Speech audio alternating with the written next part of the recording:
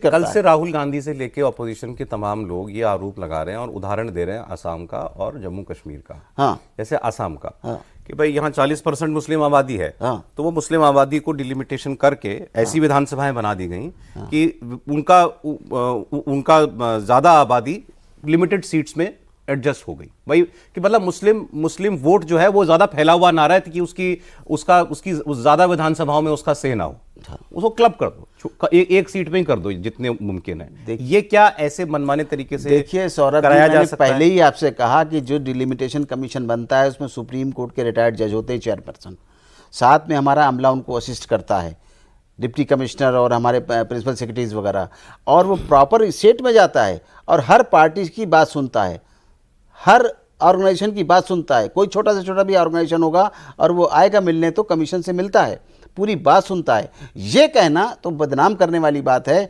आज मैं सुन रहा था पार्लियामेंट का स्टेटमेंट होम मिनिस्टर ने कहा इस बात को, जो सीटों को उन्होंने बंटवारा किया, जो साउथ की बात की जा रही थी, साउथ में भी उन्होंने कहा, और मैंने देखा कि 42 से कहीं 49 हो रही हैं, कहीं 29 से 39 हो रही हैं, तो बढ़ाई जा रही हैं। ये सिर्फ जनता को गुमराह करने का तरीका है। और कभी भी इलेक्शन कमीशन, क्या सुप्रीम कोर्ट कभी भी, आप बताइए, कास्ट एंड क्रीड की बात आती है, कभी नहीं करता इलेक्शन कमीशन, ना ही सुप्रीम कोर्ट ऑफ इंडिया करता है कि किसी को वंचित रखा जाएगा उसके अधिकारों से। तो ये कहना कि एक बना लिया गया है अपने हिसाब से, ऐसा नहीं है। वहां पर हर पार्टी का सदस्य जो देता है उससे बात सुनी जाती है, उसके बाद डिसाइड होता है। तो ज्यादा शोर डिलिमिटेशन का हो रहा है इस बार। इसलिए आप ये देखिए ना कि आप किसी भी जगह, ये मोहल्ला है, दूसरा मोहल्ला, वहाँ पर जैसा आपने अभी कहा, स्टेट गवर्नमेंट के ही ऑफिसर होते हैं। जम्मू कश्मीर में वो खाली शायद दिल्ली से थोड़ी सब चले गए। इलेक्शन कमीशन के पास ऐसा नहीं कि हर स्टेट में जाने के लिए हजारों लोग रखे हुए हैं। लिमिट जैसा इन्होंने कहा, कुछ मेंबर्स हैं, कुछ अधिकारी हैं, वो जाएंगे, वहीं के लोग आके बताते हैं। तो इसलिए ये है कि आप अपने मर्जी नहीं कर सकते ना। आप नोएडा का 52 को 92 से तो नहीं जोड़ देंगे। आप उसके पास का कुछ है, यदि उनमें सुविधा हो, लोग वोट सीधे डाल सकें, कहीं एक ही कम्युनिटी के हैं या उसके हैं तो उनके साथ उनको जोड़ दिया जाए, ताकि देने में भी, मान लो बुर्का जम्मू कश्मीर में क्या होता था, या कर्नाटक में कहाँ पर एक दो जगह घटना हुई ना कि साहब बुर्का पहने हुए हैं तो उसको पहले दिखाइए न पर्चे में। तो आप यदि उसको सही ढंग से करने के लिए इलेक्शन कमीशन, भारत का दुर्भाग्य ये इस समय, जो आज प्राइम मिनिस्टर ने भी कहा या अमित शाह जी ने भी कह रहे हैं कि भाई आप बताइए, भारत को बदनाम करें, चुनाव आयोग भी खराब, ये कोर्ट भी गड़बड़, अमित केजरीवाल टाइप, चूँकि भाई जज भी गड़बड़ है, आप किसी भी सिस्टम को स्वीकार, संसद को नहीं मान रहे। संसद ने पास कर दिया, नहीं आपने मर्जी से, आपका बहुमत है तो पास कर लिया है।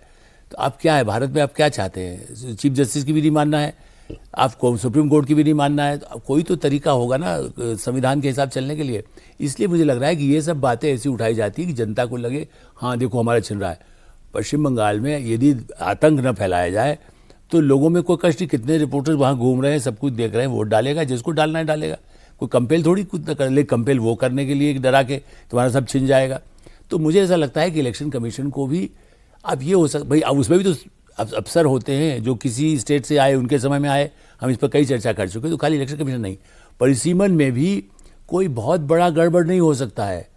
जनगणना भी होगी तो उसमें अभी आज ये भी कह दिया अमित शाह जी ने, भाई जाति लिखी जाएगी। अभी फॉर्म जब होता है सेकंड उसमें बनता है, अभी बिल्डिंग को किया गया है कि कौन कौन सी बिल्डिंग, मतलब कहाँ पर उसका होने वाला जनगणना। आप उसमें कहते हैं इनका जाति है, उन्होंने कहा भी हंस के, जाति थोड़ी होती है। नहीं, आज तो उन्होंने बहुत तो होता ही नहीं कोई, बहुत बड़ी कमिटमेंट दोहराई है गृह मंत्री ने। उन्होंने कहा कि जाति जनगणना होगी, ये निर्णय हो चुका है और इसी बार होगी। उन्होंने बड़ा साफ साफ कहा। तो जो लोग ये कह रहे हैं कि उससे बचने के लिए पहले महिला आरक्षण करा रहे हैं, नहीं बिल्कुल, वो तो क्योंकि दो भाग में होता ही है। जहाँ जनगणना हम सभी जानते हैं कि पहले भाग में आप सिर्फ घरों को चिन्हित करके उसकी काउंटिंग करते हैं और नेक्स्ट भाग में आप डिटेल में जाते हैं। हर जैसे उन्होंने बताया भी घर का थोड़े कास्ट होता है, तो घर की अभी काउंटिंग हो रही है। सेकंड पार्ट में जैसे इंडिविजुअल पे आप आएंगे तो उसमें कास्ट जाएगा, वो कोई मसला नहीं है। असली मसला है अपोजिशन का दो चीज़ें सौरभ। पहली बात तो ये कि क्योंकि तमिलनाडु, बंगाल, वहाँ भी चुनाव हो रहा है, बीच चुनाव के बीच में 3 दिन का एक्सटेंडेड सेशन लेके आना, वो भी पिछले सेशन में ना करके अभी लेके आना 3 दिन का, वो नैरेटिव, वो अपोजिशन उसकी चिंता है कि इसका पॉलिटिकल फ़ायदा सत्ता पक्ष को ना मिल जाए।